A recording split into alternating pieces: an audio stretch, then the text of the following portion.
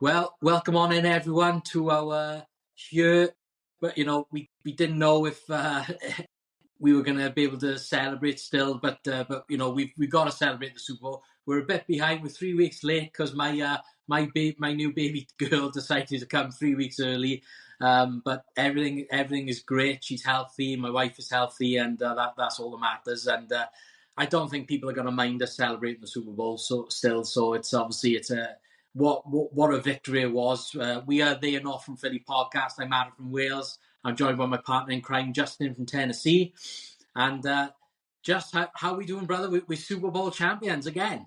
Oh, I'm finding and frog hair split 3 ways, buddy. I'm telling you what, I'm as happy as a puppy with two Peters and don't know what to do with either one of them. And if you tell me we're going to celebrate the Super Bowl, I'm going to say let her rip, tater chip.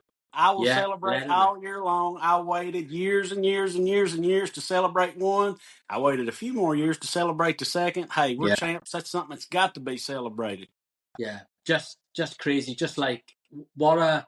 I look back now at all the mic'd up videos that are coming out and the little like turning point films, the little like Eagles Unscripted that came out and stuff, and just like all the little things that are coming out. And just like looking back, the year Saquon had, and it was like this season was like something out of a movie to Yeah. me when I look back at it all now and we start to dissect it. It's just like it was incredible. When we started this pod, it was after the bye. I think it was around the Jacksonville game. Yep. Our first episode with Kelly Green, and we both were like, I don't know if they can get to the Super Bowl this year. We were like, yeah, we should be okay for the playoffs, but the defense still were finding their feet. The offense, they were still trying to get acclimated, and it was only then after sort of the Jaguars game that the run game started to take off with Saquon. You know what I mean? You saw Saquon in that game do the hurdle, and it was just like from there we just went off on a tangent, when we just kept winning and winning and winning, and it's just like this season has just been so special. Even like every playoff game was like something out of a movie. Yeah. It was like filled with drama. You were very tense. I was very tense at the end of the Rams game. I was messaging you. I was like, season's over. Stafford's got the ball. They're driving down.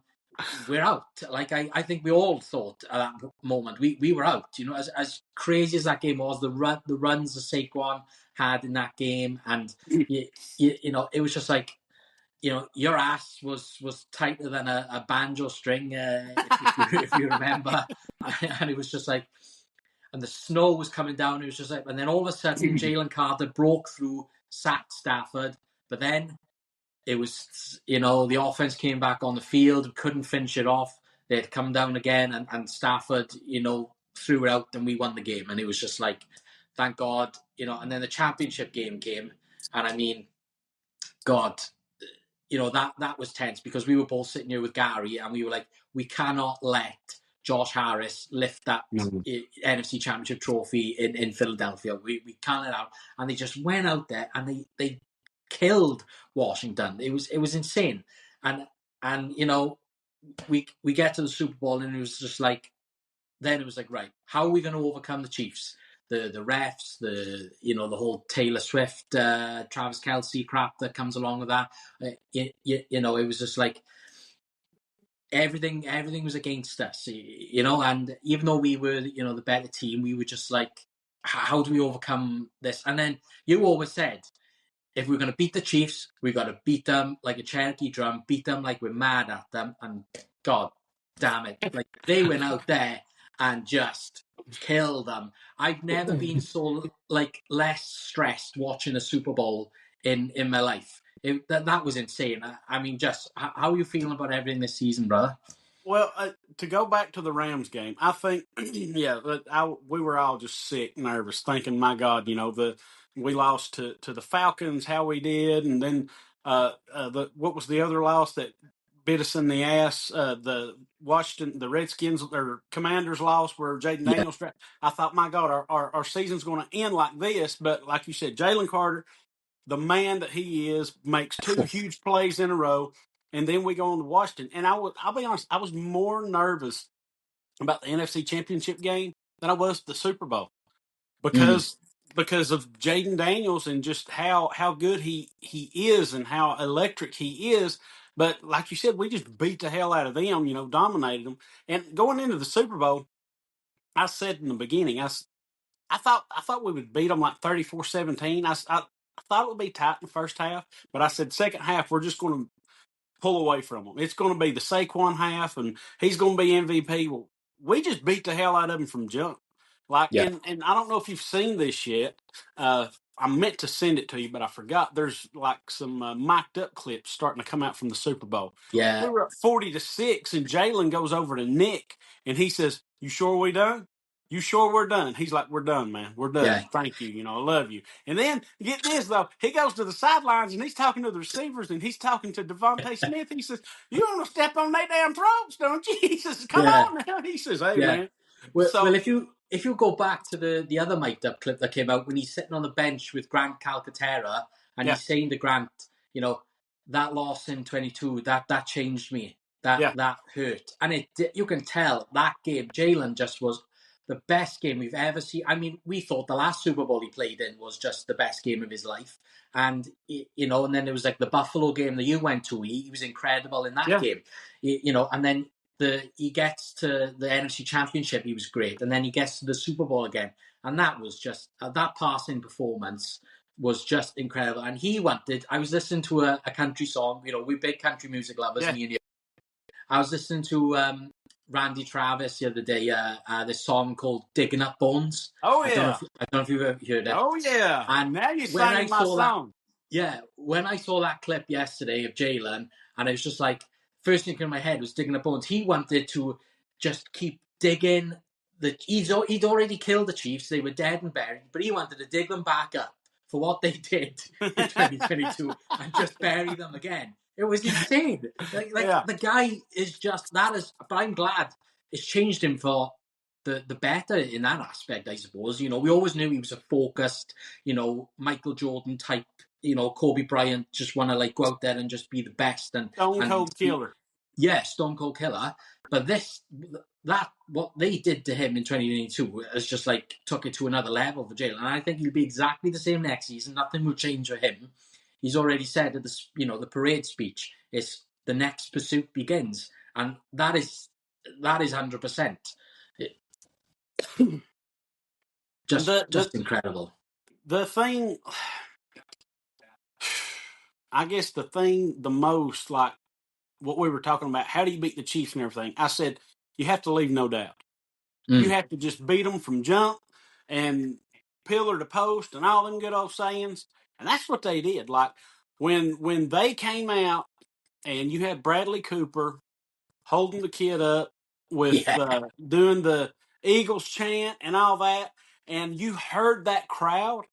Oh, I literally looked over at my son. I said, "This is a home game." That's what I yeah. literally looked at Owen. I said, "This is a home game."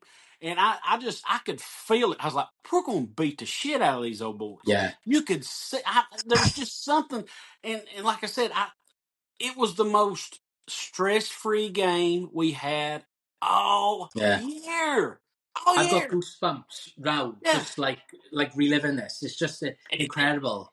I mean, I've seen these T-shirts been made that show the scores like 40-22, and they've marked out the 22 and it's got a Yeah. 6. And I'm like, I need to get one of those because Yeah. that was Yeah. some trash. Like what and the thing about it is what still gets me, we're still being disrespected. Like the Oh, week after the Super Bowl, like this was the best throw in the Super Bowl when Mahomes hit Xavier Worthy downfield for yeah. that late touchdown. I'm like, that's a meaningless touchdown against Yeah. second team defense. Yeah. Yeah, that's the Against fastest. Tristan McCollum, and Yeah, no disrespect to him and Sidney Brown, but they no. weren't gonna, nobody was gonna beat Xavier Worthy's That speed son bitch on a is the throw like that. fastest man in the NFL. He runs a Yeah. 4.240. I mean, Jesus, you'd had to have a man standing on the one just to be around him, probably. So I Yeah. mean, yeah, it was a good throw, but it was meaningless. And the people that were Mm. throwing it out there, and then like last week, the guy from NBC like talked to Andy Reid or something. Well, it was a close game early on.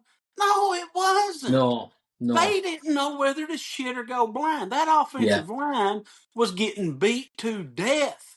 Like Josh Sweat had 2.5 sacks. Reggie White has the Super Bowl record for sacks in a Super Bowl and won Super Bowl MVP when the Packers beat the Patriots. He had 3 sacks in the Super Bowl. Josh Mm, Sweat was 1 sack away from. I yeah. mean, yes, good as Jalen played. Josh Sweat gets 1 more sack. He may have been Super Bowl MVP. I know, yeah, that was the talk all over. At halftime, you're looking at Twitter, and it's just like a lot of people were saying like Josh Sweat might be the MVP of this game when it's all said and done, because like I've never been a huge, massive sort of fan of Josh Sweat. He's always Yeah, been a decent player for us, and he's had sacks, but there was always, you always felt like there was something missing from him having just like this complete, really showing his dominance and his true potential. And that Super Bowl game, he was playing for a contract when he'd reached. yeah, It was like the day before, 2 days before he changed his agency. yeah. So it was like you knew Josh Sweat was going to come into this game and he was just going to give it everything. And he was absolutely incredible. And,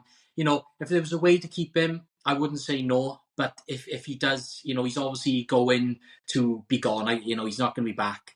But yeah, going back to like fairy tale season and stuff like that game was just, a lot of people are saying this, and I'm sure you'll agree with me. Like when Patrick Mahomes threw that first interception to Cooper DeJean, Yeah, and it was just like you couldn't make it. That was like you could not make that up. It was something out of a movie. He yeah. throws it to Cooper DeJean, pick On his six birthday. on his On his birthday. birthday. You got Saquon and Cooper's birthday same day. 26 and 33 equals 59, and it was just like, and I was hearing all that before the game, and I didn't want to hear it because I didn't want to like jinx or spook. You know what I mean? You don't, as an Eagles fan, as a Philadelphia sports fan, we're so superstitious like that. You know what I mean? We're like, no, we have to, do this on a Sunday the same way every week, and I've Yeah. gotten like that. I Since wore the yeah, same shirt to every pod we did after I got it. Like, I yeah. got this shirt at Christmas, and I'm like, screw it. I'm wearing this shirt every pod we do. And I'm still wearing it today. Yeah, yeah. I mean, even like for myself and for you, like what a year for us to like start this podcast. Like Yeah, it was insane from us. When we started, we were like, oh yeah, we'll get to the playoffs, but I can't see a Super Bowl. And just for all this magic to happen then afterwards, for all the the hard work that they put in, they knuckled down, and they were just like, I think if they'd had to have gone to Detroit, I think they would have beaten Detroit. You know oh, what I mean? we'd have It beat would have been Detroit a like we tougher did game. Washington. Yeah, it would have been closer. It might not have been like you said, it might not have been a blowout like Washington, but I think they would have gone there because what I've noticed the last few seasons, the Eagles are road warriors. They are Yeah, not phased going on the road. It does not bother. I mean, look at where we have to go this season. We have to go into Baltimore, Kansas going into City. yeah, Cairns. Going to Pittsburgh. I know Pittsburgh is down the road, but they are a big loyal fan base. They're a tough crowd to play in. Where else did they go this year? Cincinnati, the Bengals. Yeah, You know what I mean? Against Joe Burrow and his guys. They're not phased by any of that. And they went into all those sort of big games and they just beat them like they yeah. were mad at them. No problem. And the thing about places like when you go to Pittsburgh, Buffalo, Kansas City, places like that, it's not like going to play the Rams where you can basically overtake the stadium. Mm, Those are diehard fans. You're not going to yeah, take over that stadium. That's not like yeah, going to, and it's probably going to be tougher from here on out going into Washington and taking over that stadium because yeah, they're on the uprise and they're on the uptick. But like that's a benefit for us when you go to some places where the fan base isn't as strong and like you can as I can see where fans kind of do it. I don't think I would do it, but like if you can pay for half your season tickets by selling tickets to one game, you're more than likely going to do it. yeah, If you're a Rams fan and you're like, hey, the Eagles come to town, I can get double of what the market value is because Eagles fans are, yeah, sure. I wouldn't do it personally if I were a fan, but I can yeah, see why people do it. yeah. But the Eagles can just take over road games, it seems like. And they took over the damn Super Bowl. Yeah, just incredible. I mean, you think about it. We've talked about like ticket prices and stuff a lot. How much Yeah. it must cost people to go and support their teams when they go on these runs and stuff. And like for us, we're just in the Super Bowl 2022, and there was a decent amount of fans that went to Arizona then.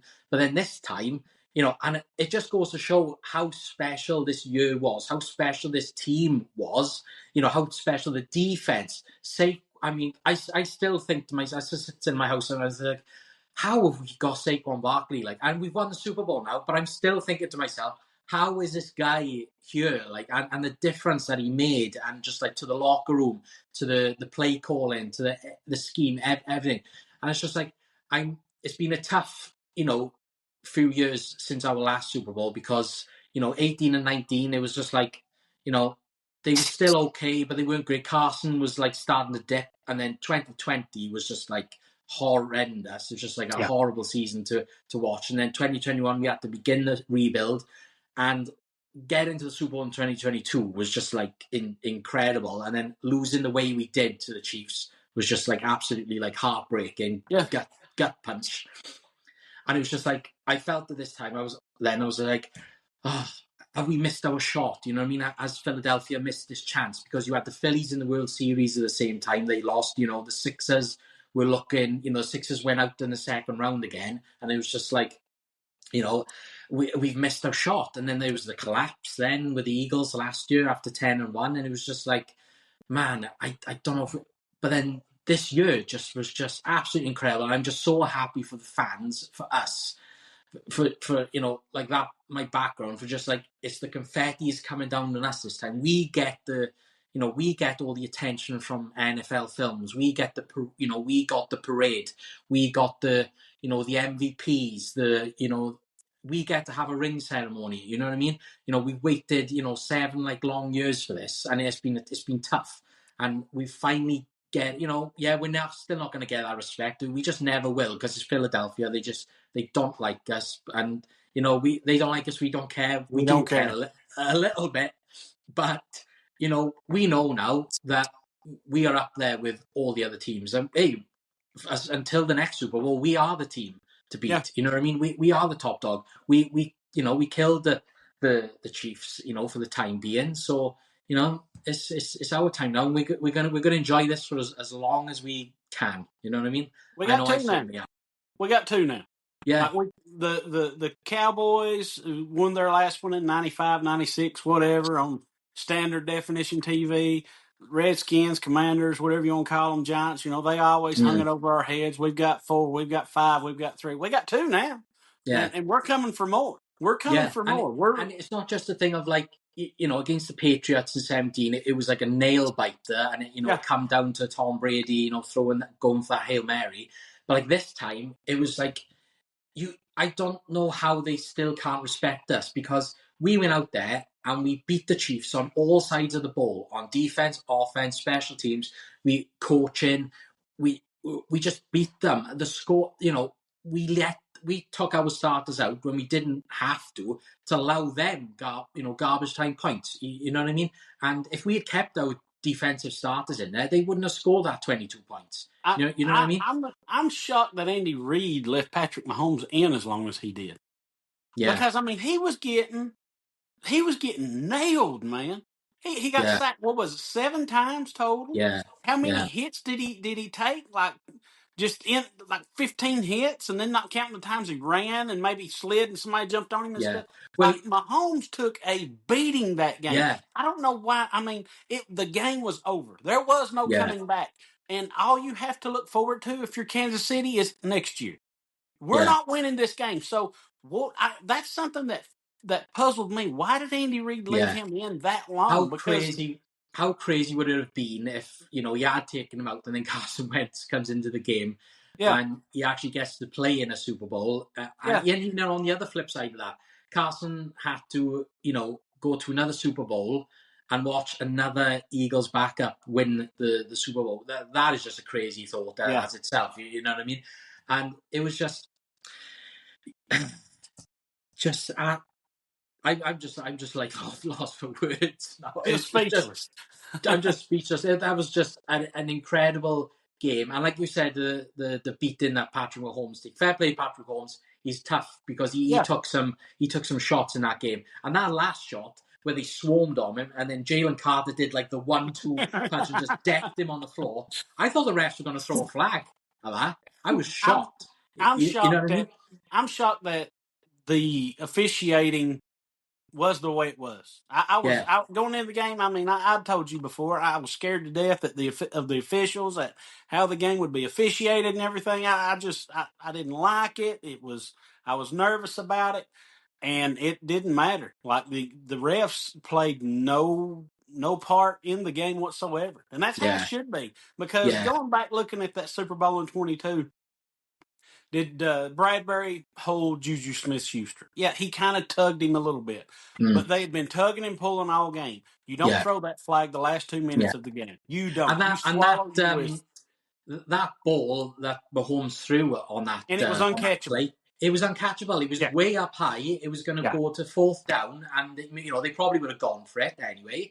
But it was gone. There was no need to throw that flag. But there we are. yeah. That's the past. We came back. We killed the Chiefs. They are dead in the water for now. You know what I mean? So we'll see. Well, we'll see them next season. We got to go to Yeah, Kansas next yeah. year. No, that's gonna be a hell of a game again. But I have no worries in worrying about if the Eagles will get motivated for that game, because they will. I Well, I know mean, the Chiefs will as well. But you know, right now as it stands, we're bringing back every starter on our offense mm, unless Mekhi Becton signs elsewhere. And I yeah, just have a feeling he's not. I mm, have read that Howie, that he wants to be back. He yeah, really appreciates everything that the Eagles done, that Jeff Stoutland done. He loves the team. He loves the old line group. He loves Coach Stoutland. But Howie wants him. What I have read now, how true it is, I don't know. But mm, Howie wants him to at least go out and see what's available to him, like yeah, money wise, I suppose, yeah, and then yeah, bring that back. And if it's a ton of money, obviously the Eagles probably aren't going to be able to do it. But if the Eagles can get close to keep the continuity in that offensive line room, yeah, they're probably going to do it. But we've got some young guys too. If God forbid we lost Becton, I think Tyler Steen would be. It's he's going into his third year, and he was battling for that job last year. And yeah, when Steen had to come in and play, he played well. And that's yeah, tough, just coming into a game cold off yeah. the bench, stuff It like might that. might be time to give him his shot. You know. Yes, and we've got the shit. His name always escapes me. There's a kid we drafted last year out of Michigan. Uh, Keegan was it Trevor Trevor Keegan? Keegan. Yeah, Trevor Keegan. yeah, That kid played really well in preseason and in practice and stuff. So I yeah, mean, it could be a battle between Keegan and Steen if yeah, Becton doesn't come back. That's my opinion. But anyway, if we do bring Becton back, every starter on our offense right now, as of right now, will be back unless something happens with Dallas yeah, as well. Dallas, we don't know about his yeah. status either. So let's sort of like, since we'll move into like free agency now. So let's start with the Eagles have hired next guy, Kevin Patullo. He's been in the offense now for, I think, well, as long as Nick has been there. He's been next guy. He knows Jalen very well. He knows Nick very well. He knows the offense that they wanna put out there. So we both listen to, WIP and other podcasts and stuff, and obviously Spike did make, some good points where, like, Yeah. I know it's like next guy and stuff, but shouldn't you, like, do your due diligence Yes. and sort of, see who else is out there, because he's not gonna get high, he's not gonna be able to go anywhere else. So you've got him there, you've got Yep. Kevin Matula there. Is it worth going to see, just to interview other guys and other staffs, before the season starts? But on the flip side, you sort of think, well, Nick has earned it, I guess, now, because he's won a Super Bowl. He's taken them to 2 Super Bowls. He's put them in the playoffs every season he's been there. So it's like, I suppose at some point, Jeffrey and Howie have got to put some faith back in Nick Sirianni and be like, right, okay, we'll give you a guy. He's here. And I think it will be okay. I know, like, Jalen made those, like, strange sort of comments after it first happened, but surely he knows Jalen now, and he knows what Yeah. sort of offense Jalen wants to run, and he knows, it's all there. So I don't see how they can go wrong with Kevin Patullo, as long as they stick to, what they've developed with Kellen Moore, and like you said before, sprinkling some new bits here and there, because next season now is a new season. AJ's going to want more catches. I don't think Devontae is too much about that. Devontae, I don't know. AJ is a team guy as well. All this stuff that comes out. I don't think it's all true about AJ Brown. Obviously, there are some things there that frustrate him at times. But it's going to be interesting to see what's the offense is going to look like. How do you sort of think this is going to factor into everything? Well, for once in my life, I do agree with what Spike had said. And there were reports coming out that the Saints would look at Patullo for offensive coordinator and stuff like that. I was fine with it, but I did agree when Spike said, why not at least bring somebody else in for an interview to see what kind of maybe fresh ideas they have. Mm. And then, this guy's name escapes me, but it was the offensive coordinator from Houston.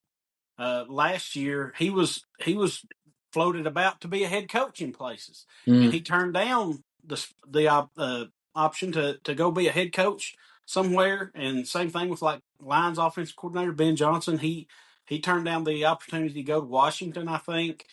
Yeah. And at least bring guys in and like you can talk to them and see what kind of ideas they have, and you can be like, hey, that's interesting. Write it down, and you could maybe bring them in for another position because if Patullo's your guy, I understand. What's it hurt to bring? You can tell Patullo, hey, you're my guy, Mm. 100%. The job's yours. We're just going to bring some guys in, at least for the damn optics. Yeah. You know what I'm saying? I mean, I didn't like the look of it, of just like, nope, this is our guy, no matter what, nobody else. And Yeah. he's never called plays. We know Nick's not great at calling plays. No, I know So I mean that it kind of worries me like the Brian Johnson deal did, because that Mm. didn't work out at all. And No.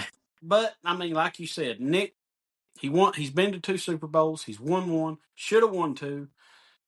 So it's I mean it is what it is. If other players, I've heard other players say, they really like Patullo and things that he's done and what he's done with the offense and plays that he has designed and implemented into the offense himself. So we'll just have to wait and see. But Yeah. having everybody in this offense back sure ain't going to hurt nothing. No, that's the thing. They're going to have most of the weapons back, and they've got to, by now, Jalen has cemented himself as, he is the guy. He's the leader. He's the Super Bowl MVP. Yep. So, even with bringing in Kevin Patullo, it's basically going to have to go. It's going to go through Jalen. You know what I mean? Jalen is going to have the final say. If Jalen's not happy, he's going to be, yeah, this isn't working. The offensive line. Look at the impact that they had, innit? That was obviously okayed with Jalen as well, surely to a degree. If the offensive line went in there this year after the bye week and said, look, we need to run the ball more to create, to open up the pass game, and that's what they did. Jalen would have had to okay that, I think, to a certain degree. You know what I mean? It's obviously a team discussion. So, we'll see what happens. I think it'll be okay. But that just might be me being too positive, maybe. I don't know. We'll see. I hope it doesn't end up like Brian Johnson. I don't God, think it will no. end as bad as Brian Johnson. But then Well, you look at, what Brian Johnson has helped do in Washington with Jaden Daniels. You know yeah, what I mean? He's not the offensive coordinator, but he's the quarterback coach there. yeah, So he's obviously had a good impact on him. So, obviously there's more to that story of the collapse. We won't yeah, know that until these guys are like retired and going on yeah. podcasts 10, themselves. 15 more years, we'll know. We'll know what Yeah, happened. you know what I mean? Only now we're fully seeing, things about T.O. and Donovan, you know what I mean? Yeah. Like things coming out all the time. So, that's when that will happen. So, Same yeah, same so, thing with Carson and Nick. Things are yeah, still trickling out a little bit. Like yeah, it'll all come out eventually, and yeah. when it does, it'll be like water under the bridge. Nobody, it'll be interesting to hear, but nobody will care because we got Super Bowls and it's all Yeah, good. that's all good. Yeah. So, I sent you away in our time off now to sort of like gather some free agency thoughts and stuff. So, where where do you sort of land just on like the Miles Garrett situation? Is there a way to get him? Do you think someone else will get him? And do you think that will what's going on with him? Do you think that will factor into Milton Williams staying or going? Or Josh Sweat. How do you think this will play out in free agency? right now, this just came out this morning while I was going over some stuff on NFL Network. Myles Garrett asked to meet with Browns owner Jimmy Haslam to Yeah. talk about the situation, and Haslam denied his request, basically saying, "Look, Andrew Berry's my GM. You need to work this out with Andrew." And the people on the NFL Network were describing it as like, okay, the kid went to mom to ask to do something, and mom said no, so now they're going to dad to see if they can sneak it in around dad. And I agree Yeah. with that. And if Jimmy Haslam has mandated to Andrew Berry, we're not trading this guy. We're not going to do it. Andrew Berry has to do what Jimmy Haslam says.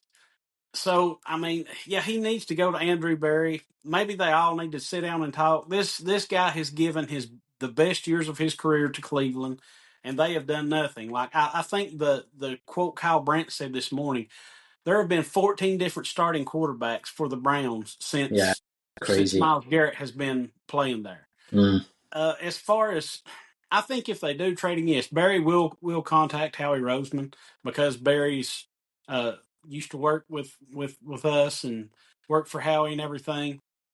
I think the price would be too steep, especially after they gave Saquon the thank you deal. Yeah. They just gave Zach Bond a big deal. Yeah. We also have a right guard position to look at. We also have we're losing, like you said, Milton Williams, Josh Sweat.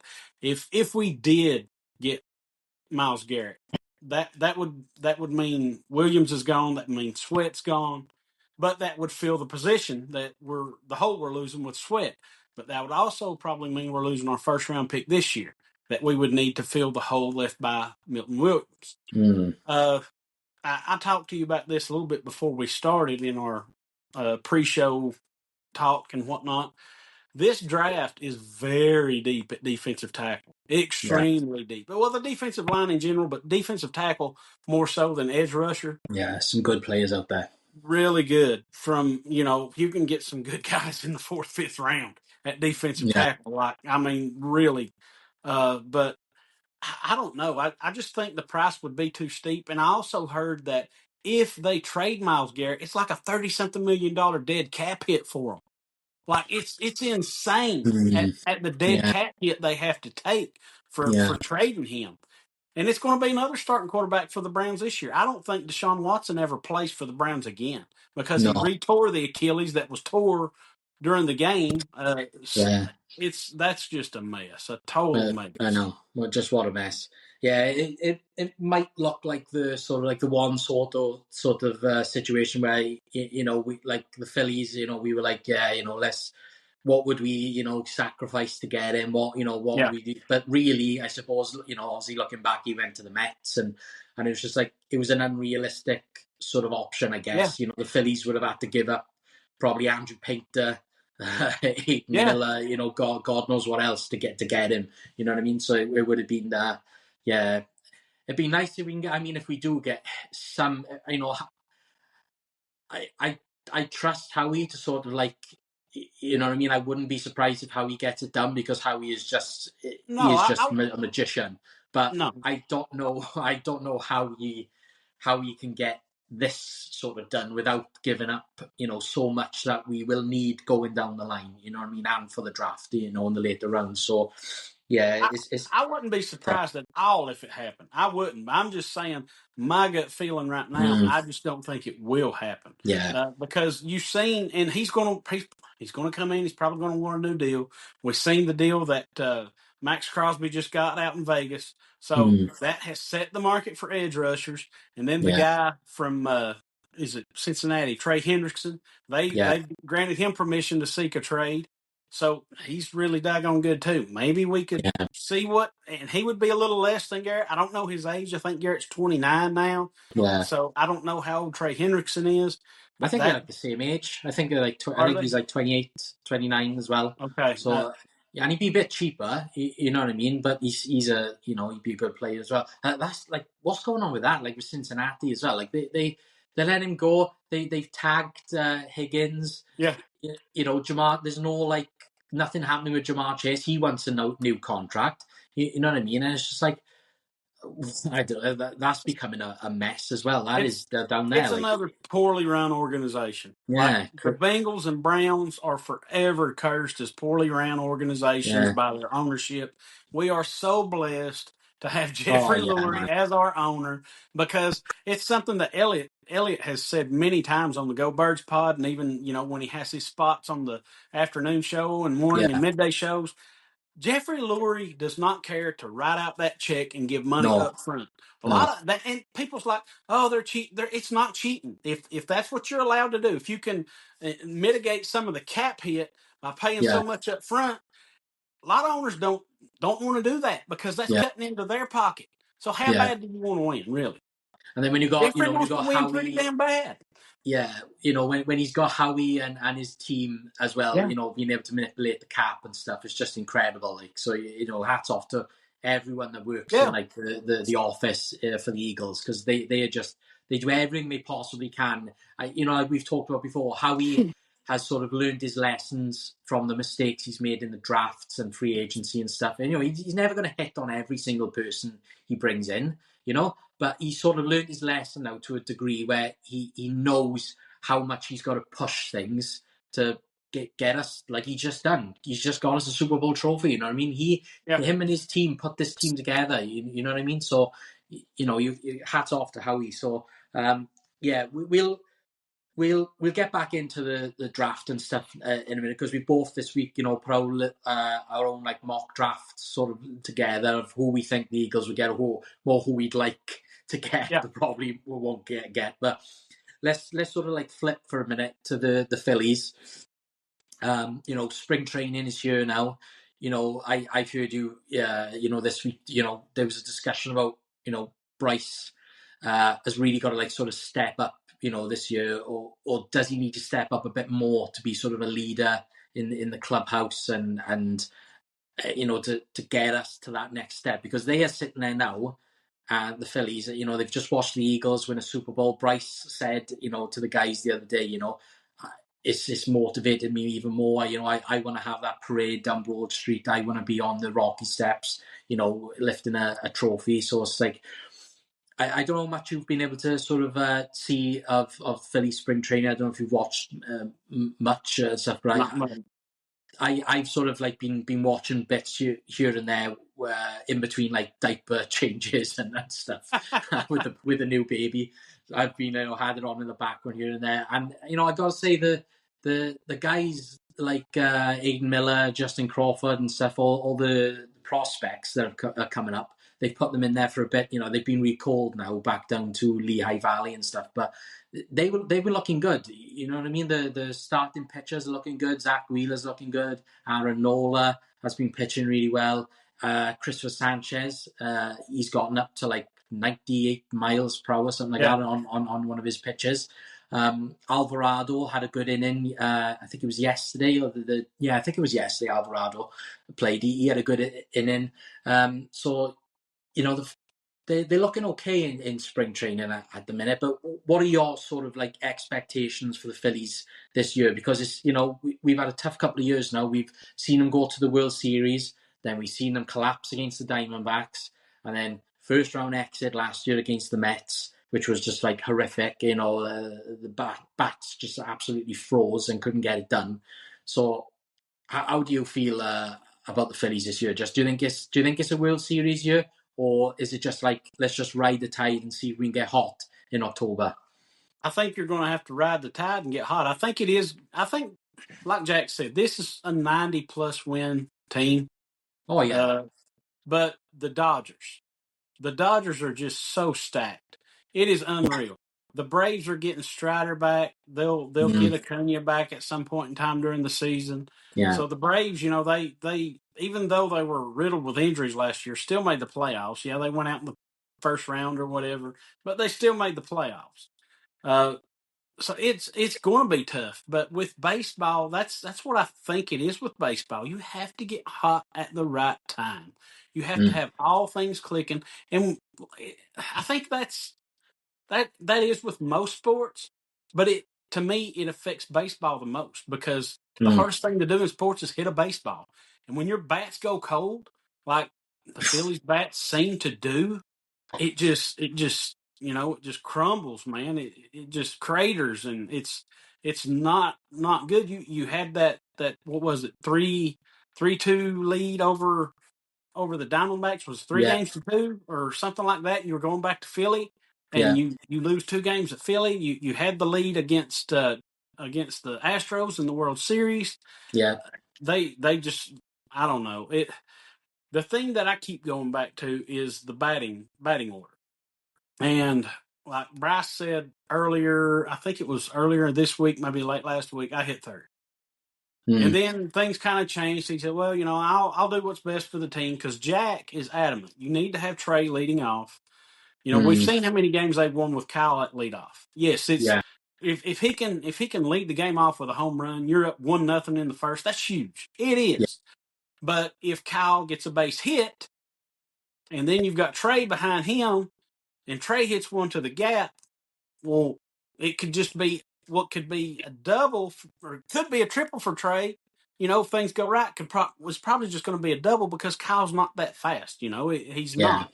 Uh, I think it would be better if Bryce relents and hits second. He's going yeah. to see the same amount of at bats. He's not going to lose any at bats. The ideal thing, according to Jack, Mister Jackie Baseball, Fritz at six. High You hopes. should, Mister High Hopes. You should have Trey hitting leadoff and Bryce Mm, second, and then I don't know, but Jack says if you put Bone between Schwarber and Harper, have Schwarber batting fourth, then Bone's going to see a lot more mm, better pitches to hit. Bone is a line drive gap hitter. He can hit it to all field. So yeah, if Turner and Harper are on, he's going to be able to drive them in. Whereas yeah, with Schwarber, he tends to strike out more. Last year, he hit the ball a lot better, a lot less strikeouts, had a whole mm, lot better average. I think his average was 250, a little over maybe, yeah, compared to other years where it was like 212 with 40 homers. He hit yeah, 250 last year with damn near 40.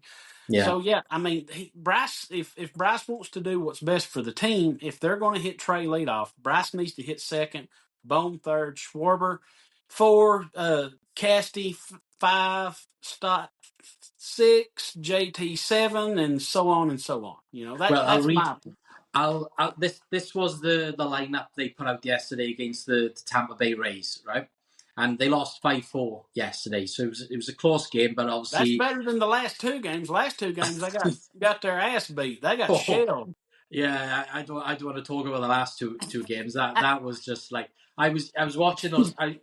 The good thing about spring training is that the Phillies games come on really early in the UK. So like they're on 1 o'clock in over the U in America, which is like 5 o'clock, 6 p.m. over here in the UK, which is not a bad time, which is like a good time when the Eagles come on usually as well. Yeah. So I've been, what I've been putting them on for like the first few innings and stuff, and they seem to be getting off to a good start. The pitch, all the starters are out there, and it's just like as soon as they put any backups in, they just absolutely collapsed, and then got killed by the Yankees and stuff. But yeah, this was the lineup yesterday. So they had Trey leading off. He was the lead off hitter. Then Bryce was number two. They had Okay. Alec Boehm at three. Kyle Schwarber at four. Then it was Nick Castellanos, Max Kepler. He's looked Okay. okay. His hitting has been quite. Him and Nick both had a home run yesterday, one after the other. Yeah. And then it was JT, Stott, and then Brad Marsh was number nine. Okay. Which obviously they'll swap out Marsh with Rojas. I think a lot. They tend to Yeah. do that, don't they, with the centre field position. They tend to like swap them out and. Yeah. So, what do you sort of think of that lineup with Bourne at number three? That's what I said. I think that would be huge for Bone. Like hitting between Harper and Schwarber, you're going to see a lot of good pitches there, man.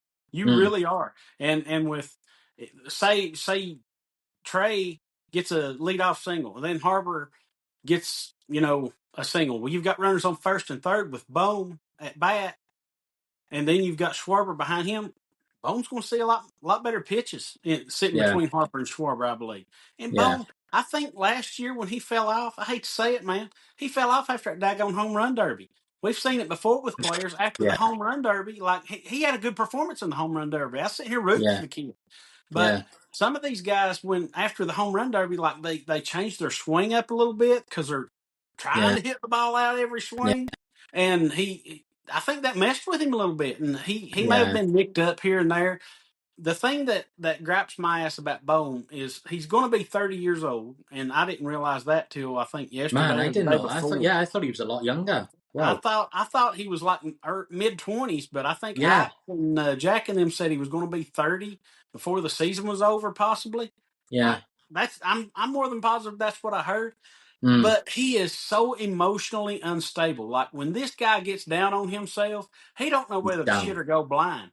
He Yeah, don't. He's just like a lost duck in high weeds, and he starts breaking down. And I'm an emotional person. It ain't wrong for a man to cry, but you ain't gonna sit there and cry because you struck out or screwed up a ball. I mean, you don't do that. I'm sorry. no, Now, if you, you lose the World Series on a strikeout or a freaking error, yeah, cry, whatever. yeah, But a Wednesday night game in July, you strike out on 3 pitches and you're sitting there crying. No, no, I don't get you, that. yeah, It's just you can't. It was crazy last year because, like, all the way up until June, the Phillies were just so hot. You know what I yeah, mean? They were the best team in baseball. Like I went to go watch them in London against the Mets, and it was just like it was awesome. And they collapsed in the second game yeah, against the Mets, and it was just like after London, they came back and they just weren't the same team.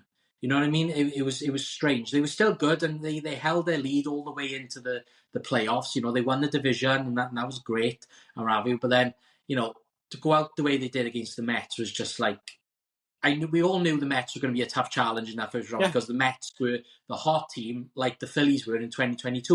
You know what yep, I mean? They had steam, they had momentum, and they had nothing to lose, and they were just going out there.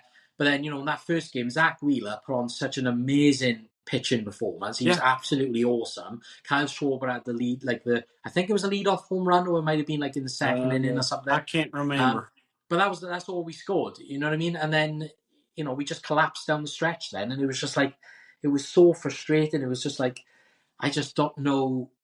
And this season they haven't really like brought anyone in. You know what I mean? They brought Luzardo in Yeah. as like a fifth man. I think he'll be.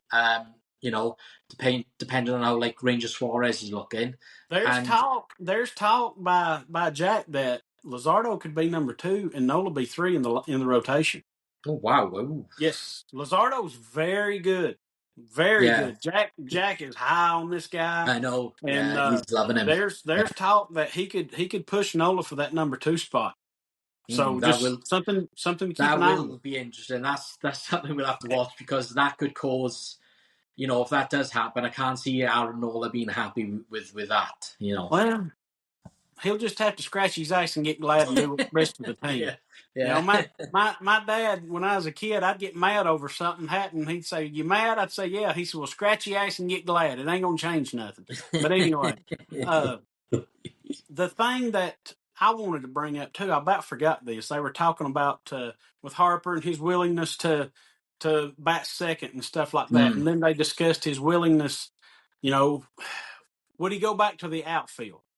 Because we kind of know that he wouldn't go to the outfield for him to keep Reese. And he said, if yeah, it's going to bring in a big time first baseman and it's going to help the team, somebody who can hit 40 home runs and stuff like that, yeah. yeah, I'd be all for it. I'd go back. And that would be ideal but this is the thing. They're not sure that the Phils would make a trade deadline move, but there's a trade deadline move out there to be made with Vlad Guerrero Jr. He's I was already just about told to say, yeah, He's I'd be he's very already happy to bring told him the in. Blue Jays he's not going to sign back there. He's not going to be Mm, back. So if when they're out of it, if they could make a deal to get Vlad Jr. and then Harper would go to right, you could platoon Rojas and Marsh in center and yeah, Casty in left.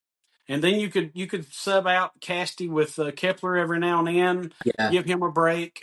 yeah, Give Schwarber a day off and let Harper DH and put yeah, Casty in right and Kepler in left, stuff like that. yeah, But yeah, if they could do something like that, that would be huge. That yeah. Like that would be a huge thing to have a 40 home run guy add to the Yeah. team. But Jack keeps saying he knows what's going to happen. Like there's going to be nothing but maybe a minor bullpen deal or something at the deadline, and they're going to say, "Well, Andrew Painter's our trade deadline guy. You know, we're going to bring him up, and we're going to have a 6-man rotation, even though Zach Wheeler hates a 6-man rotation." Yeah, I know. That's the thing. They're talking about Painter coming up, and they think he'd be ready around like July. Yeah. But I think it'd be more like August, maybe. They'll just bring him in the later stages of the season just to put him out. And I think they'll only put him out there in, circumstances where maybe they're sort of like maybe down big in a game, or it's like a sort of meaningless game where they're up, and they're going to win the game. I don't know. I'm probably wrong about that, but that will be interesting to see how they work Painter in. But I think if this the new season doesn't go well again, and it's like a first round exit, or they get to the NLCS and they lose again, after being up or whatever, Dave Dombrowski and John Milden, I've been saying it a lot. They've really got to take a good look at themselves in the mirror, because if they don't bring in the right guys we need, they've got to look at themselves and be like, they've got to start taking accountability for the wrongs that are happening. Because look at last year, they brought in what was the left fielder they brought in? The kid, yeah. I know who you're talking about. From Baltimore, when they at the trade deadline. He wasn't worth a piss. No, he ended up getting a kidney infection and stuff, and it was just but he did nothing before that, and that was the big trade deadline deal that they made. Yeah. You know what I mean? That was pathetic. It was like they've got to do better this year at the trade deadline. You know what I mean? So hopefully they bring in a guy like Guerrero, because he will make an impact. So that was Austin Hayes. That was it. Yeah, Austin Hayes. Well, the thing about it, they're talking like they're looking at maybe extending Schwarber, possibly, which I would be fine with. I don't know if this is Castellanos' last year of his deal, if he's got one more after this. Either I can't remember, but like even if they did get in a Vlad Guerrero, they're going to have to sign him after the season because he's a free agent. So you're not going to give up a whole lot, in my opinion, for a guy that you're not sure you're going to be able to sign. And this guy's going to want to hit the market as well to see what he can get on the open market, because that's another $400 million player. Yeah. Vlad Guerrero is going to get 400 on the open market. Easy. Money, 350 the to money 400. in baseball is crazy. Oh, it's insane. It's just like when I became a fan of the Eagles and stuff. It was only then I started following the Phillies, and I picked the Sixers back up and stuff. And it was just like I thought the money in the NFL was crazy, and even over here, in the UK, the money in soccer over here is incredible, but it's pennies compared to the money in baseball. You look at the deal Shohei Ohtani has got; he's on nearly $1 billion. It's insane. Juan Soto. Yeah. I heard a story the other day. The thing that kept Juan Soto from re-signing with the Yankees was that he wanted a private suite for his family. And the Yankees wouldn't give on that. So then they told the Mets they wanted a private suite as well. And the money was a little more from the Mets, but he was willing to go back to the Yankees. And the Mets gave him more money and a private suite. Yeah. But the story I heard was he wanted a private suite with the Yankees. And Ike said something like, that's something players have to pay for their families. He said, I didn't have no damn private suite. He said, I couldn't afford that. He said, my wife, she was smart. She became friends with Doc's wife and Trot's wife, and she would just go hang out in the suite with them on them cold games, He said, because you can fit 20, 30 people in them things, I reckon. Yeah. But I mean, if they want a suite for their family and stuff, that's something the players usually have to pay for, I reckon. So absolutely insane. They threw that in on the Mets, hey, give us a private suite too, and we'll come. And they're like, okay. So that's another tough thing that the Phillies are going to be up against now, because you've got him in the division now as well. You've got Soto in the division with the Mets, and I think his first 2 at bats in spring training, he's had home runs. You know what I mean? So he's looking. I know he was looking a bit overweight during the off season, but he's obviously got himself back in shape pretty quick. He looked a little bit like me, not carrying a six pack, but a keg. So it's like, that's another thing to worry about is the Mets are here now, and if they're still riding on that momentum from last year, then it's going to be tough. And like you said, Spencer Strider's back for the Braves with pitching. It's going to be a tough year if the Phillies don't get things together. And that's why I said Middleton and Dombrowski, they've got to do something better at the trade deadline this year, because if they don't, people have got to start holding them accountable, because to me, they don't get held accountable enough for the things that have gone wrong. It's like if it was Howie Roseman, you know what I mean? He'd be on the chopping block straight away, and Jeffrey Ruby. They get it straight away. But for them two, for some reason, they don't. And I know obviously baseball works different to football and stuff, but I don't know. To me, I'm just like looking at it as just like a fan who's frustrated. You know what I mean? It's just like, you guys have got to do better. You know what I mean? Let me throw this out at you. I was surprised when they extended Rob Thompson. To me, in my opinion, in my mind, I think they need a foot in the ass type of manager in that clubhouse. They need somebody, because I went from Gabe Kapler to Joe Girardi. Joe Girardi looked like he didn't give a shit for sunset in the morning. That was a disaster. That was I thought that was a great hire at the time, but Joe Girardi could have cared less if the sun rose in the morning. He didn't give a shit. He just, he was atrocious. Like, that guy was just sleepwalking, making a check. That was the easiest money anybody's ever made right there, in my opinion. And then when they fired him, they gave it to Topper, and Topper righted the ship. They made it to the World Series, and then they went to the NLCS, and then 3 straight years of playoffs. But I don't know if you remember him, but there was a manager for the Pirates and the Tigers, and I think he won a World Series with the Marlins, Jim Leland. That was a foot in the ass type of manager. He would get in those guys' ass. He's a Hall of Fame manager. He was that. I just wonder if that's not something they need, because the team is like, when they get down, man, like, sometimes you need a foot in the ass instead of a pat on the back. Yeah, and sometimes but you got to know that too. You got to know what guy you can pat on the back to get up. You got to know what guy to kick in the ass to get up too. Yeah, of course. Obviously, you've got to handle, players differently in certain circumstances and stuff. But yeah, like that's just it. We don't see a lot of emotion out of Rob Thompson a lot. You know what I mean?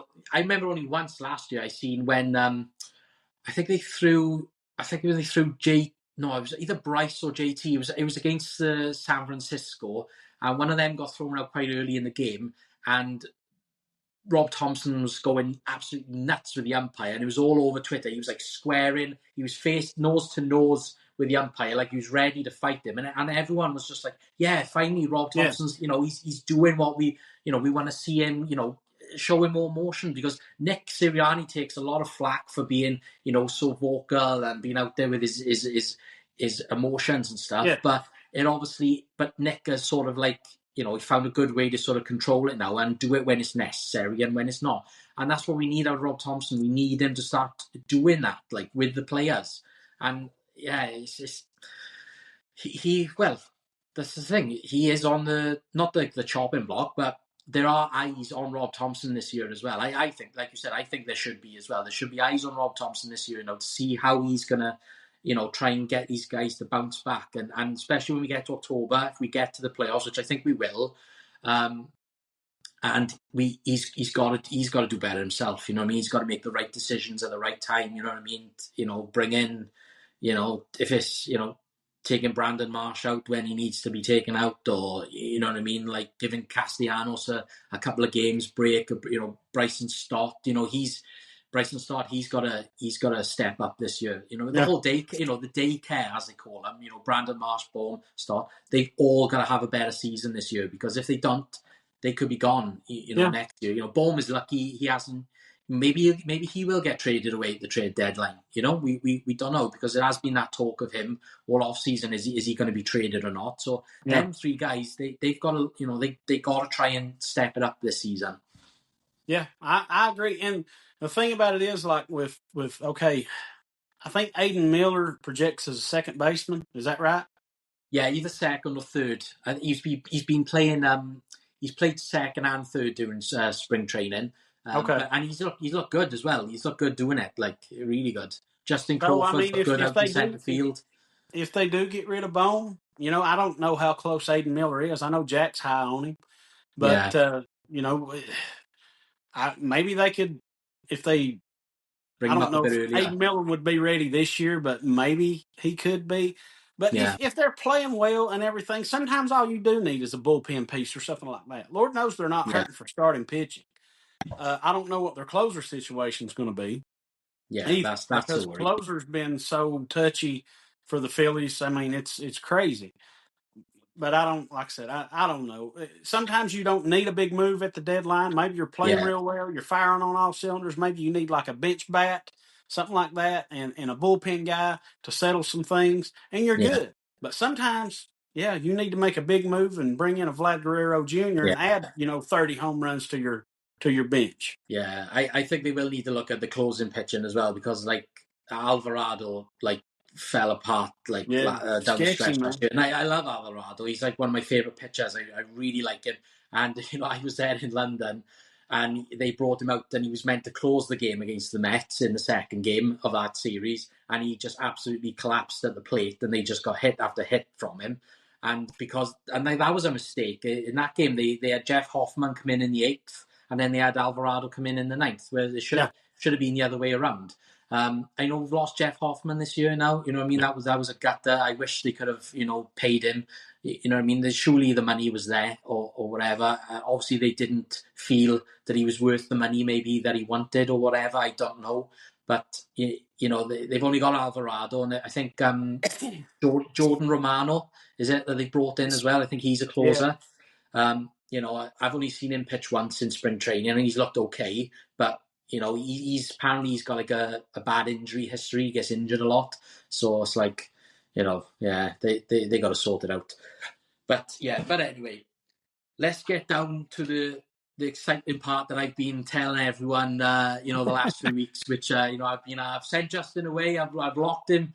I've locked him in Howie Roseman's closet in the Novacare, and he's gonna come back out firing like how he did.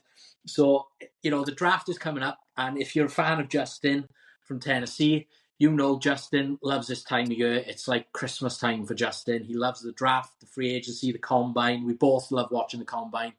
I haven't been able to watch it full time like I usually do this year, but I have picked it up as much as I possibly can. And a lot of the guys look good in the combine. Jackson Dart, of the quarterbacks, he probably had the best throwing session. Um, so just what have you sort of seen in the combine? What guys are starting to stand out to you that could, possibly move up in the draft, or guys that could like shift down after the combine? How do you sort of like look at things? Uh, for a while there, it was trending that my guy from Tennessee, James Pierce Jr., could fall to us at 32. That probably ain't going to happen after his No, combine yeah, performance. yeah, I don't know. I don't know what all the bullshit was going around about him. I live in Tennessee. I live about mm, 50 minutes east of Knoxville. I I live and breathe Tennessee football. I listen to Tennessee sports radio every day from like 11 to 2 with my boy Tony Basilio on his show.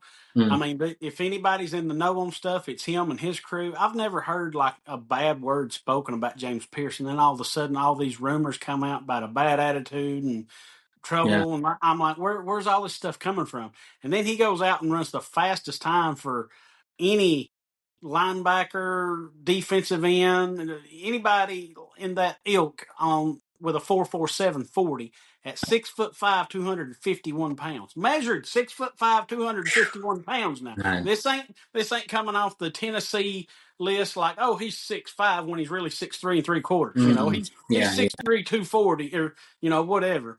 But the kid just exploded at the combine.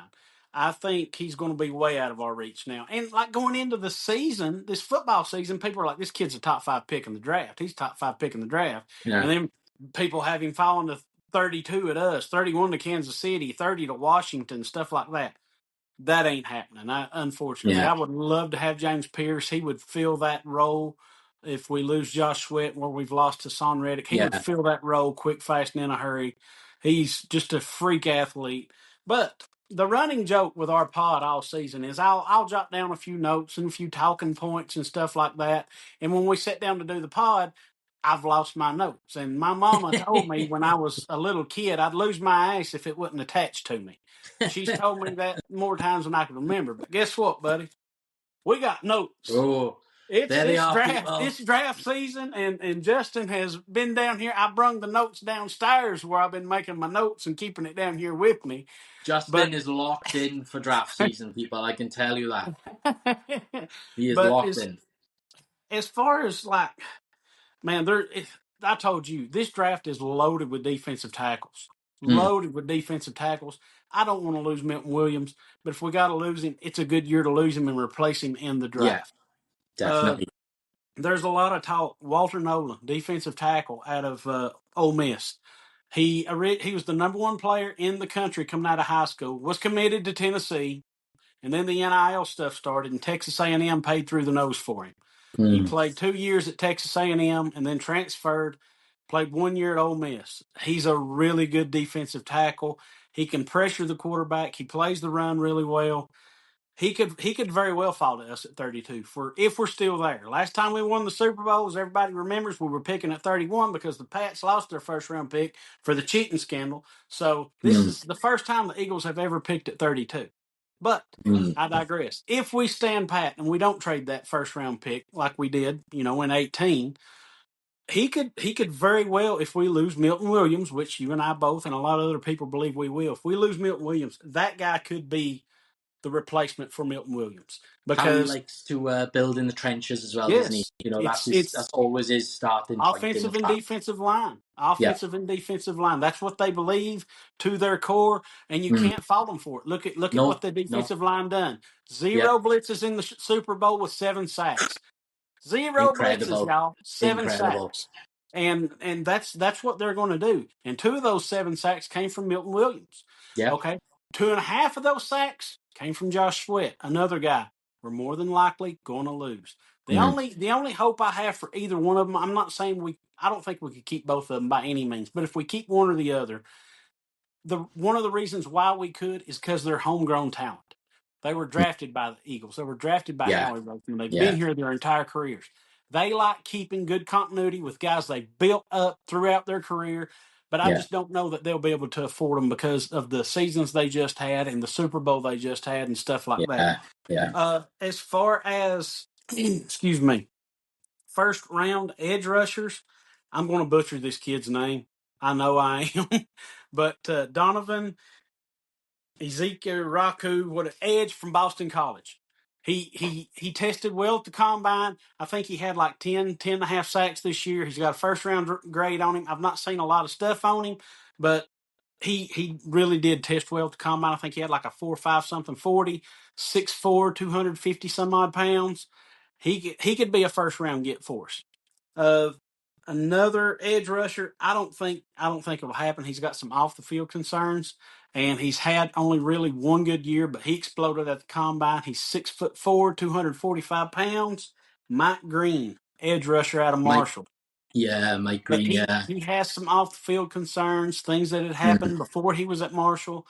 And I've also heard that some teams have taken him completely off their draft boards. But there because, was that issue. There was that talk with Jalen Carter, wasn't it? yes, That because the issues that Jalen Carter had at yes, the end of Georgia. He's not going to be disciplined. He's going to go off the rails and blah blah blah. And now he's a leader on the defense. You know what I mean? One of the best defensive tackles in the league. yeah. So the Eagles have got a good reputation for helping those sort of players get past any sort of like troubles that they might have had in college. So we'll see. Yeah. Yeah. Another one, not sure what's going to happen with Dallas Goddard. I've been hearing from a lot of people. Corey has even said that they've talked to Denver and maybe somebody else about trading Dallas Goddard. Right. He's going Okay. into the final year of his career or Yeah. season. So he could be a trade candidate.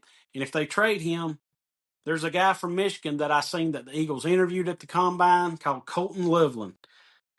He could be a first round pick if he's still there. The only thing, what I've read about him, he's not a great blocker. He's kind of an off the ball type tight end, but he is Mm. a willing blocker. He's just not a great blocker. So Yeah, yeah, kind of could be kind of like that Zach Ertz type tight end. yeah, We all love yeah. Zach Ertz, but Zach Ertz, he didn't like blocking. He couldn't block, and we ripped him. We ripped him after that Cincinnati game for whiffing on that block with Vontez Mm. Burfict. Then the next week he came out and he blocked his ass off. Yeah, So I mean, he could be a first round guy that we could look at if we lose Dallas Goedert. And I talked to message with Corey as well. There's a guy from Ohio State. I really wasn't sure about like what he'd done, if he was more of a run stuffing tackle, if he was an all around tackle, pass rushing tackle. Tyleek Williams out of Ohio State, 22-year-old. So I talked to Corey this morning a little bit. Corey from Columbus, thank you, bud. Said he's a good run stuffer, high motor, can create pass pressure. So he's another guy. Just looking at the draft boards and stuff like that. Like I said, I've not really started watching film on him, anything like that. None of his highlights. Mainly the stuff you get on YouTube is just going to be their highlights anyway. What I yeah, can get, I don't have like yeah. all 22 and stuff like that. And No, I no. work 12-hour shifts, so there's only Yeah, so much I can do. yeah, But these guys like reading them off. I told you before we started though. I think I think if they keep either one of Josh Sweat or Milton Williams, they would keep Josh Sweat because the defensive tackle is so deep. But the all other thing I want to bring up, and Jack and Ike, I think, brought this up yesterday, the day before. Milton Williams is the guy that Howie Roseman got into the argument with the other Eagles front office for. So Howie might want to stick at yeah, him a little bit more and say, "Yeah, see this guy here that we were arguing yeah. about. I'm bringing him back too." But I think what they might do, I think they'll if they stay in the first round, I think they'll go defensive tackle. That's my opinion Mm. because there's a lot of really good veteran edge rushers out there to be had in free agency. A lot of guys that might be wanting to chase that ring or later on in their career who've made a lot of Mm. money, a la Chris Long. Chris Long played his entire career for the Rams, then he played 1 year for the Patriots, then he finished his career with us. And he says on his podcast to this day, he identifies more as a Philadelphia Eagle than Yeah, he anybody he's does. ever played with because the Yeah, Rams ain't the St. Louis no more. That's where he yeah, played for the Rams, not L.A. yeah, Chris Long yeah, is like a freaking adopted Eagle now, and he played yeah, for us what 3 years maybe. yeah. It bleeds green Yeah, like it's nothing. I It's mean crazy how much he loves it's Philly. insane how much he loves Philadelphia, and all these guys that used to play for Philly, and some of them didn't play there long, they love Philadelphia. They love it. Mm. So as veteran guys to keep a lookout for in free agency, like I said, I think this is what could happen. Khalil Mack. He's getting up Mm. in age. He's 34 years old, but the guy's Mm. made a shit ton of money with the Raiders, the Chargers, the Bears, but he's still got some juice, man. And as a situational pass rusher, I would take a long look at it. Like I said, I know he's 34, but Khalil Mack want to chase a ring. Where else would you want to go? Like Yeah, we've said it 100 times on this pod. We beat the hell out of the Chiefs. Like yeah, leave no doubt. We beat the yeah, hell out of them. It was 40-6. Y'all take them other points and throw them out the door. yeah, That yeah, shit don't matter. Another guy, Chase Young. He was number one overall pick for the Redskins, I believe, the year he yeah, was out. yeah. Started out okay, blew out his knee, got traded to the 49ers, didn't play well for the 49ers. Mm. Played this year with the Saints. He's only 25. Only Mm. 25, but he had Yeah, 7 sacks for the Saints this year. yeah. So he could be another guy. Maybe you No kind bad of get option. on the cheap. Yeah, Mm. kind of get him on the cheap. A lot of guys are saying, where'd he go? I'm sorry. Aziz Ojolari. He was a pick. He's with the Giants. He's kind of underwhelmed. He's another guy. He's young though. He's 24. So he could be somebody else. I think that's what Howie does. I don't think a lot will happen next week at the opening of free agency unless there's a really good deal. I think Yeah, last year wasn't Zach Ball our first deal in free yeah, agency last yeah. year? Or Exactly. was it Zach or Saquon? I Oh, can't remember. It was one or the other, but I I think think it it was might have been Zach. Saquon. I think. Okay. But But like next, I don't think there'll be a lot of movement for us next week mm. in the beginning of free agency. But I think if you start looking at some of these guys, another older edge rusher, Matthew Judon. Played last year Mm. for the Falcons. Falcons got him, and I was pissed that the Falcons got him so cheap. I was like, why didn't we look at Yeah, this guy? yeah, Played for the Patriots for years, 32 yeah, years old. Maybe you can get this guy on a semi-cheap 1 year deal, just trying to get a ring. There's I know a lot of guys don't like it. He's 29 years old. Eagle fans got into it with him a couple years ago when the 49ers come to town, and he came in to cheer for his brother, but Joey Bosa. He might be cooked. I don't know. I I don't know. know. We would we You never, if you can't beat them, join them, innit? Yeah, You know, but you never know how he might be but able to sweet talk, and the coaching staff might be able to, like, yeah, Vic Fangio's a foot and ass guy too. He might be able to wake this yeah, guy's career up. Clint yeah. He's Hurt, not. that defensive line Vic coach. is still not happy about us No, giving he's the Chiefs pissed. the garbage points. You know Yeah, what I he's mean? He pissed wasn't over happy that. about it. Yeah. So I mean, I don't know. A lot of people are saying no already. I don't know. I've not watched a lot of film on, but I didn't watch the Yeah. Chargers much this year. I didn't. No. Somebody said they had the second ranked defense in the league, but like I said, he's 29. Maybe he could be like a Chris Long type guy. I keep saying Mm, Chris Long. My God, Chris Long. He forced that pick in the NFC Championship game. Chris Long yeah. had a hell of a year for us that year we won the Super Bowl. He Yeah. was a leader. You Yeah. know, he Oh, yeah. He was. He was the awesome. guys loved him. They still love him. I mean, Mhm. he was at the damn parade. I reckon. You know, he and Bo Allen were at the parade. So Yeah. I mean, that's just part of it right now. I don't know how long you want to go today. Like I said, I have notes. I can keep going, but we may Well, want to save some for next week. yeah. Let's what I will do quickly now, what we should do now, I think, that sort of like go towards ending the show, is we both did our own little, like, sort of like mock draft Yeah, picks, yesterday. So you sent me yours, and then I said, send me the link, so I can do mine, because I've always wanted to do it, and so I jotted them all down today. So say, we can't get James Pierce Jr. He doesn't fall to us in the draft, which is unlikely. He's not going to be there at 32. He's going to go for. So my first pick there, I've seen a lot of, like I said, when they show college football over here, they tend to show different sort of divisions, and every week it's mostly SEC games, but this sometimes to show the other divisions as well. But I've seen a lot this year of, I watched a lot of Notre Dame, watched a lot of Florida Gators, watched a lot of Alabama, Arkansas, so a lot of Arkansas games. And someone who stood out to me in Arkansas was their edge rusher, Landon Jackson.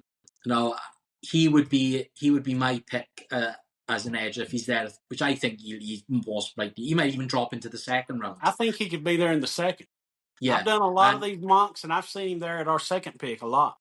yeah, he stood out to me a lot when I would see an Arkansas He's game good. last year. He's good. He's straight there. He's like a bull out of a china shop. He's a fantastic player. He's very aggressive. He had a good combine. I watched his Yep. workout, and he was very good. So I wouldn't mind, if he fell to us either at the end of the first or in the second somewhere. He would be my pick that I would like Howie to sort of go get first. So and I think your first pick on your list was a Wyatt Millum, offensive guard, West Virginia. Was that your pick That from yes, the? that was in case we wound up losing Becton, and I don't know how they Mm, feel about Steen, but this guy was like, we were picking at 32, and this guy had like a 20 something grade on him, and I'm like, mm, I don't see Howie Roseman passing on a guy like this. I don't know a yeah, hell of a lot about him. It was just like it was the first mock draft I done. I done a lot of yeah, trades, as you can see. I think we wound up like 10, 11 picks on that mock I done. That was the first one we done. So I don't know yeah, how much water that one would hold. But yeah. yeah, if that guy falls to us at 32 or something like that, and we lose Becton, and like I said, I don't know how much Stoutland would see in Steen, but if you could get like an offensive guard on a rookie deal because you've got Lane, you're fixing to pay Jurgens. Mailata's got his deal. You just paid Dickerson, so that would be right guard, cheap rookie deal for 4 or 5 years. That might be something Harry might not be able to pass on. That is, if we sign Milton Williams or Josh Sweat. That was my thinking Mm, in taking that. If we yeah, sign one of those guys and we don't get Becton, that was my thinking on that pick. Don't know a hell of a lot about the guy. yeah. Played for West Virginia. Read up on him a little bit, but I mean, I think his grade was like 24 overall, and like on the scroller, Mm, DJ from Daniel Jeremiah on NFL Network had him graded in the top 20 as well, I believe. So I'm like, I don't see how he passing on a guy like that because, like what we said before, they love to build in the trenches, and yeah. that would be a guy on a cheap rookie deal. Man, after what Jeff Stoutland did with Jordan Mailata, I have complete utter faith in him. Oh yeah, you got to. He could Yeah, turn Tyler Steen into freaking the best guard ever. So I yeah, mean, look at what he done with Becton. This guy's yeah, been a. I think Becton was a tackle his entire career, and bring him in and turn him into a Pro Bowl type right guard. yeah. And Yeah, I mean, considered a bust with the Jets. You know what I mean? give Everyone wrote him yeah off after they let him go. give So if they're handing out extensions and raises, Jeff Stoutland should be automatic every year. Like yeah, here, oh yeah, here. God, you've If got you're to giving keep that Jeff thank you Stoutland. Yeah, $70 million to Saquon, which he deserved. He should have won MVP and all that. mm, Here you go, Jeff. You helped do that too. Here's yeah, another yeah, 2 or 3 million, Jeff. That's me if I'm Howie and Jeffrey. Like yeah. Saquon done all this, but let's Jeff coach this. Look at what he done with Mekhi Becton this yeah, year. Look at yeah, what he done with Jordan Mailata, 7th round pick who'd never played football before. But that's yeah. me. Couple of I was looking at our like little mock drafts that we've done, and a couple of our players sort of match up. Like I would like to be able to get Malachi Moore, the safety Yeah. from Alabama. He's on your list. There's a defensive tackle for Florida, which I like. I saw a lot of him last year. Cam Jackson. He Yes. was really good for Florida, and yeah, I think Mitchell Evans we matched up on as well for Notre Dame. Another good tight end, and like you said, it's most likely we are gonna get a tight end somewhere in the draft this year because of Yes. obviously, even if Dallas stays, they will need, they're going to need a third tight end. You know what I mean? You're going to have Grant at number 2, Dallas at number 1, and they've got to bring in a tight end now, a third tight end that can be serviceable in these games. You know what I mean? They can't keep bringing in these guys off the street, like CJ Uzama, who didn't even see the Yeah. field much. He's only there for blocking and stuff like Practice squad type stuff. that. Yeah, I'd like to see a third tight ender that actually gets a bit of game time. You know what I mean? That can be serviceable here and there. And so it'd be good if they can draft, because there's some good tight ends in this draft. Oh You know what I yeah. mean? Really, some really good tight ends. The So shit, who's the guy from Texas? Gunnar Helm. Gunnar Helm. Gunnar So Helm, yeah. he ran an atrocious 40 from what I saw. It was like a 5 flat. And then the Yeah, second one was 4.97. And then after the combine, it came out that he sprained his ankle pretty bad on his first yeah, 40, and they had his sock pulled down, and like his entire ankle and foot was blue.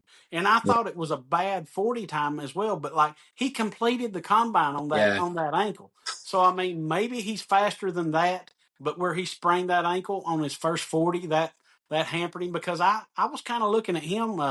Another buddy of mine, Justin from Richmond, he's a big Texas fan, and he's high on Gunnar Helm. And Mm, what I've seen of him this year in the SEC, he's a good, solid tight end. He can run block. He can catch the ball. Got good yeah, hands.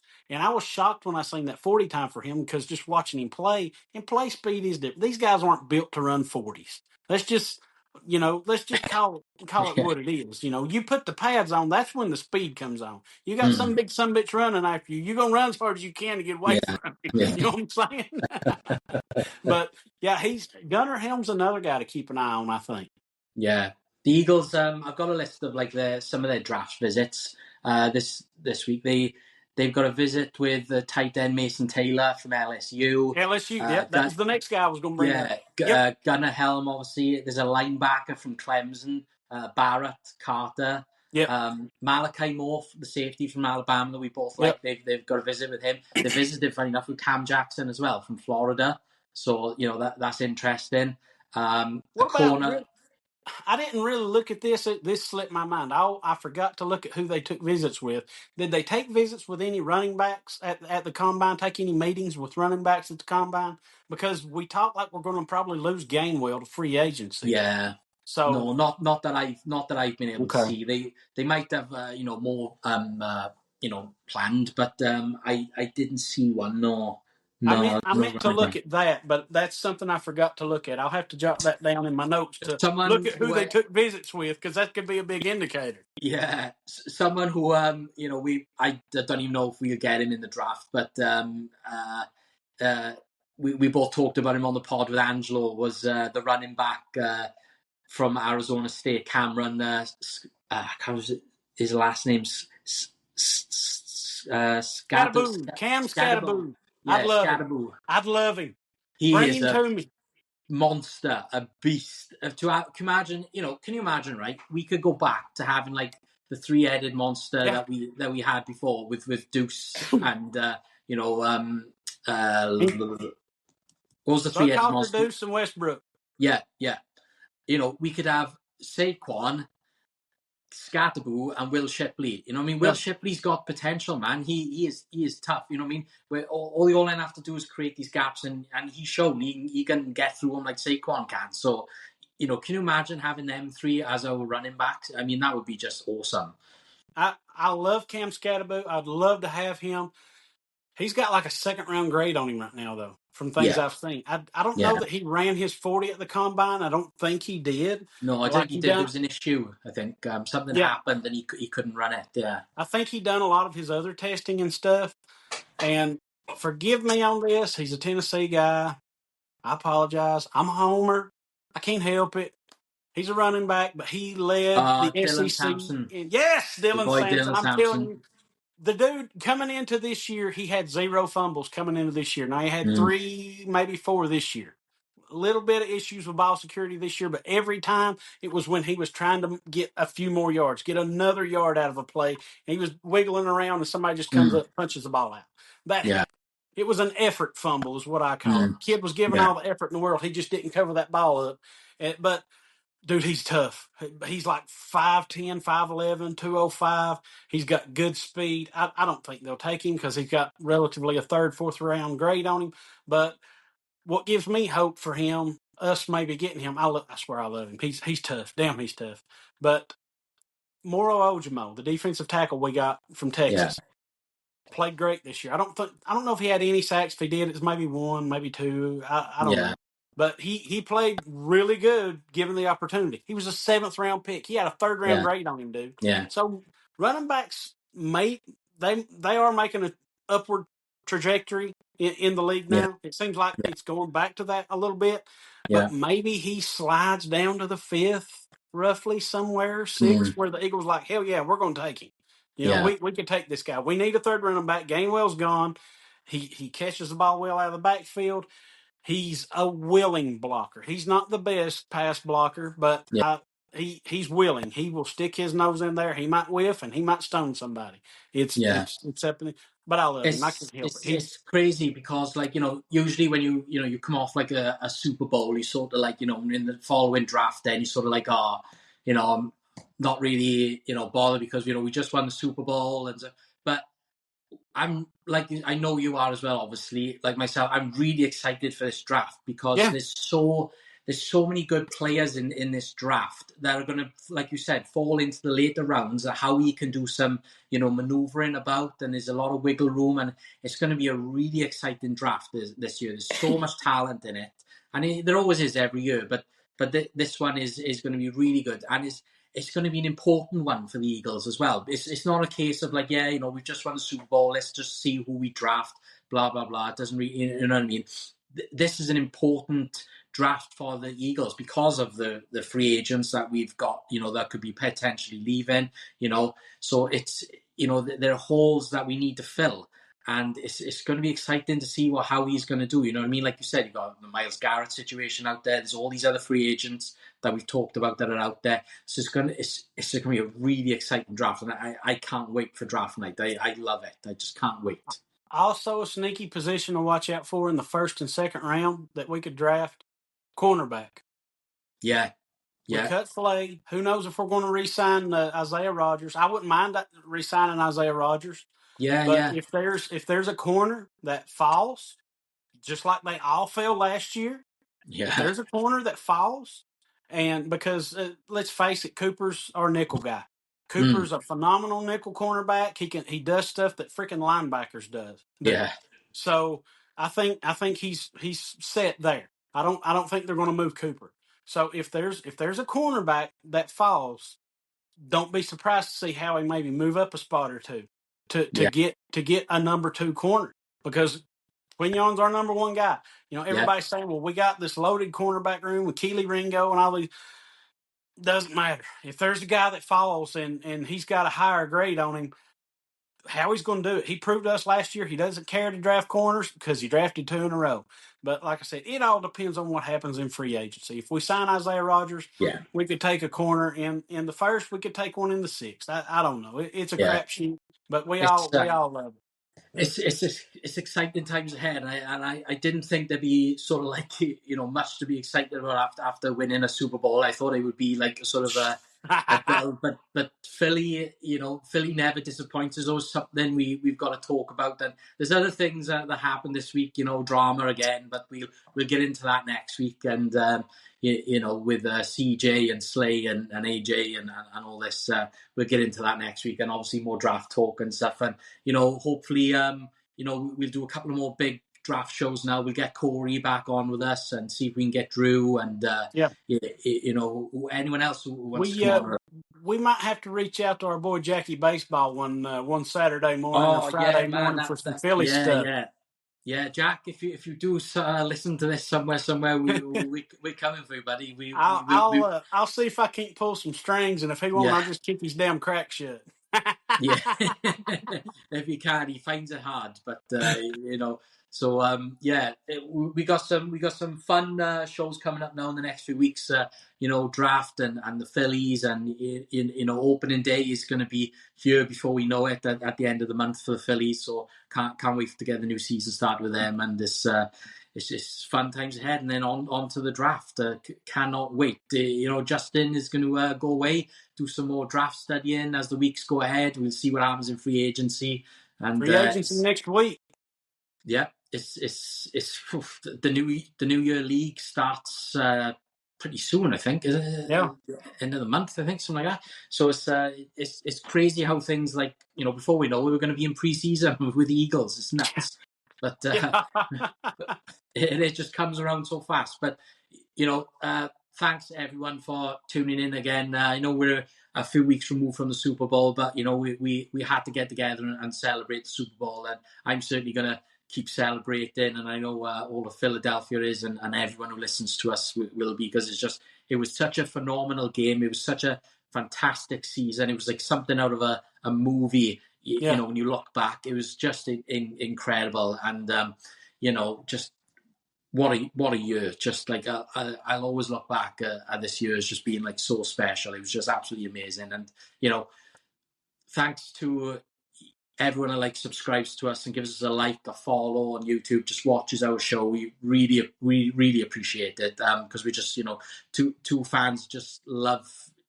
our Philly sports, like I say all the time, and it's exciting times ahead now, and the Eagles are in one of the best spots they've been in for a long time, and hopefully now they can just keep building on this momentum now that they've got going. They've got everything ticking along nice. So just thanks again, buddy.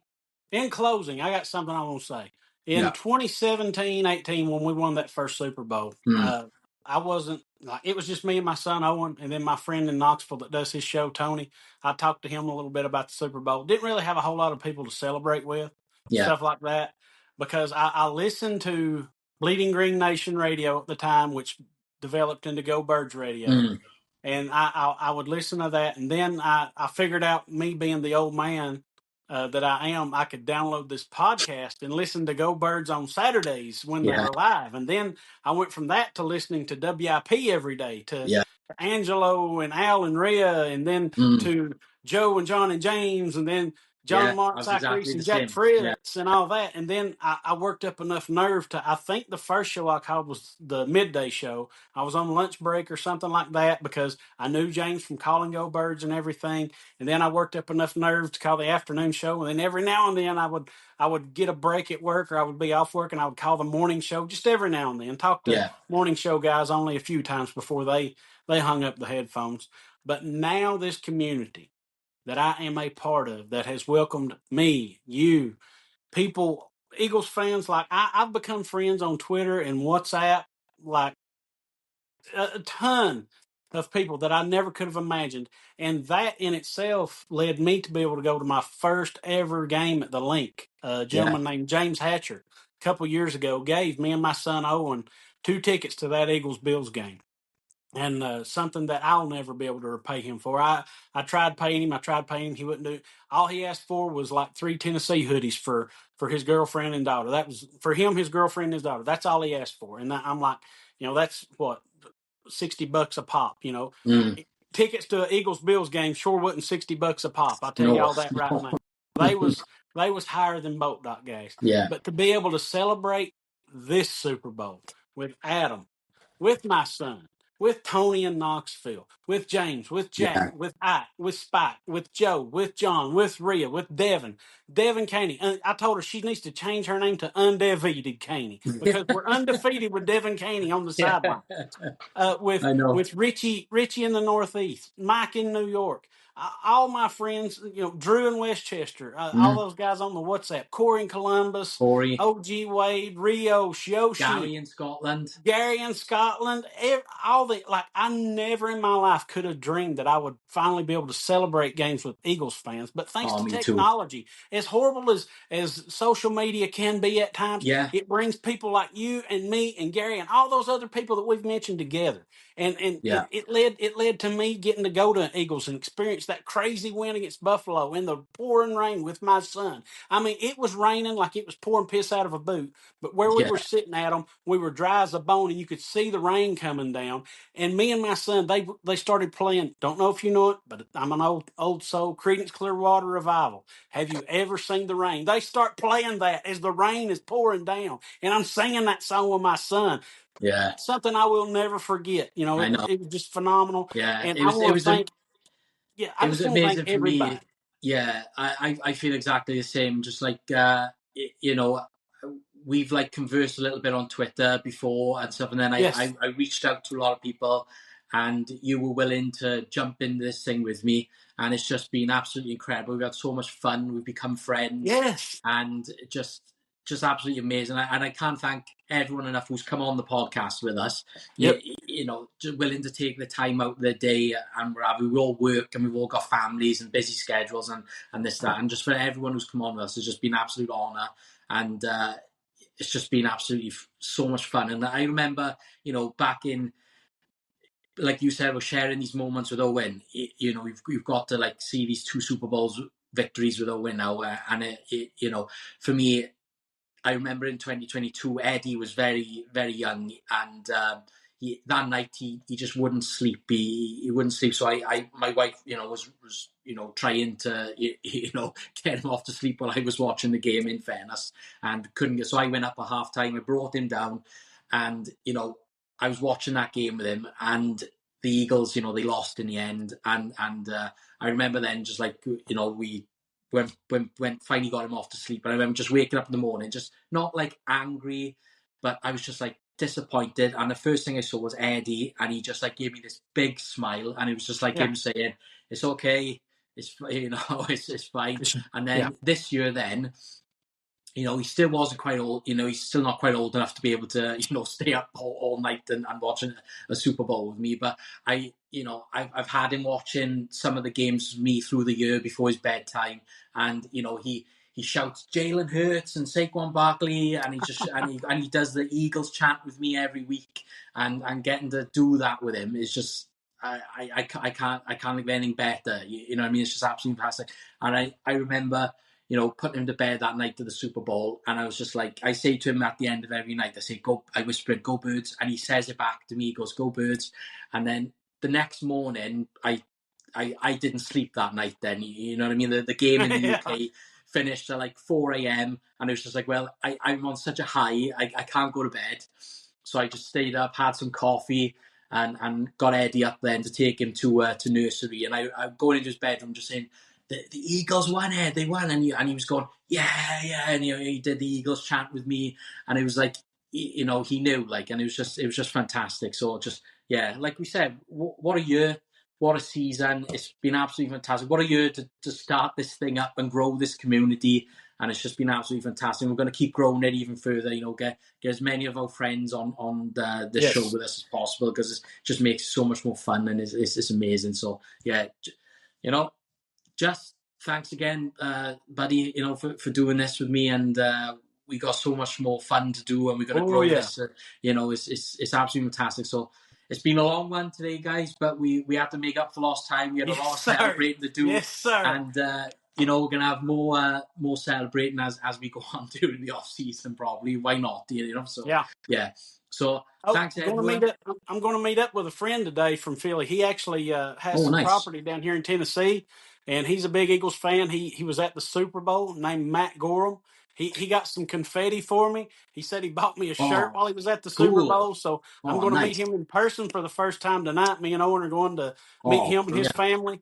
So, Matt, shout out. We'll see you later this afternoon sometime, maybe by supper. But that's really cool. Yeah, brilliant. Love all y'all. Love all y'all, man. Mean it. Thanks, everyone. Like, subscribe, and give us a watch, and we really appreciate it. And we'll see you next time. Go Birds! Go Birds!